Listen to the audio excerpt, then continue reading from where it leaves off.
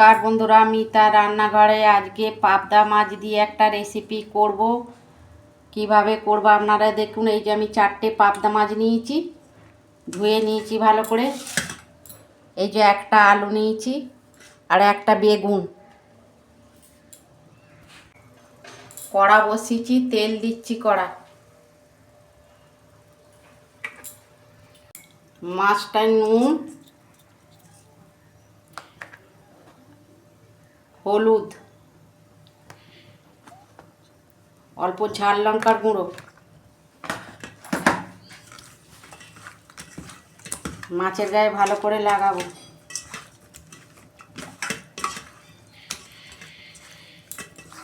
তেল গরম হয়ে গেছে, আমি দুটো করে মাছ ভেজে নেব। ঢাকা দিচ্ছি, মাছটা ফাটছে তো। দেখুন বন্ধুরা, ঢাকনাটা খুলে আমি উল্টে দিয়েছিলাম। এই যে মাছ ভাজা হয়ে গেছে, তুলে নিচ্ছি। এই যে 4টে মাছই ভেজে নিয়েছি।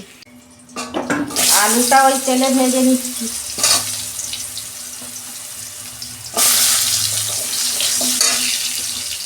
আলু বেগুন একসঙ্গে ভেজে নিচ্ছি। দেখুন বন্ধুরা, আলু আর বেগুন আমি ভেজে নিয়েছি, আমি তুলে নিচ্ছি। ওই তেলে আমি কালো জিরে দিচ্ছি। একটা পেঁয়াজ কেটে রেখেছিলাম, দিয়ে দিচ্ছি।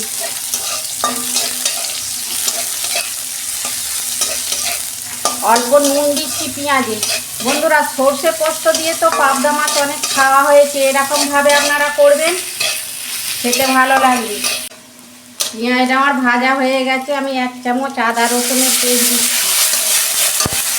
একটা টমেটো দিচ্ছি। ভালো করে আমি 2 মিনিট কষাবো। অল্প আমি পরিমাণ মতো নুন দিচ্ছি। হলুদ দিচ্ছি 1 চামচ। ঝাল লঙ্কার গুঁড়ো দিচ্ছি 1 চামচ। জিরে গুঁড়ো দিচ্ছি 1 চামচ। ধনে গুঁড়ো দিচ্ছি 1 চামচ। অল্প জল দিচ্ছি আমি, দিয়ে মশলাটাকে ভালো করে 2 মিনিট কষাবো।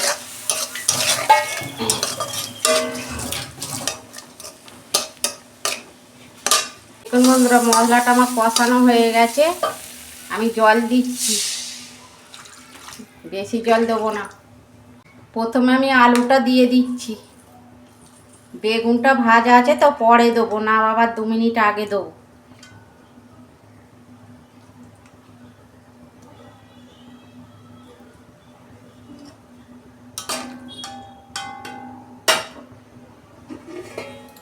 আমি ঢাকা দিচ্ছি 2 মিনিট।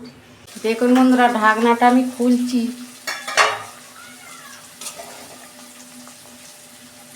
আলুটা সেদ্ধই হয়ে এসেছে। এই বেগুন আর মাছগুলো দিয়ে দিচ্ছি।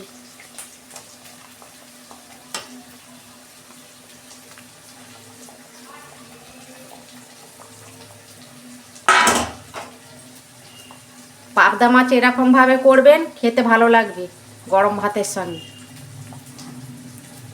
2 মিনিট আমি ঢাকা দিচ্ছি। দেখুন বন্ধুরা, ঢাকনা খুলছি। পাবদা মাছ আলু বেগুন দিয়ে কত সুন্দর হয়েছে দেখুন।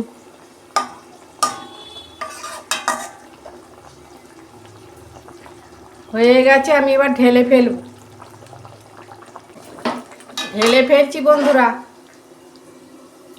কত সুন্দর পাবদা মাছের রেসিপি হয়েছে দেখুন, আলু বেগুন দিয়ে। বন্ধুরা, আমি একটু ঝোল ঝোল রেখেছি, চন্দ্রমুখী আলু তো টেনে যাবে, সেই জন্য আমি একটু ঝোল ঝোল নামিয়েছি। আপনারা যেরকম খাবেন সেরকম নামাবেন। আর আমার রান্নাটা যদি ভালো লাগে, আমার পাশে থাকবেন, লাইক কমেন্ট সাবস্ক্রাইব করবেন, আর প্রচুর প্রচুর শেয়ার করে দেবেন। এর আমি নিত্য নতুন রান্না আপনাদের পাশে তুলে ধরবো। সবাই ভালো থাকবেন, সুস্থ থাকবেন। দেখা হচ্ছে পরের ভিডিও।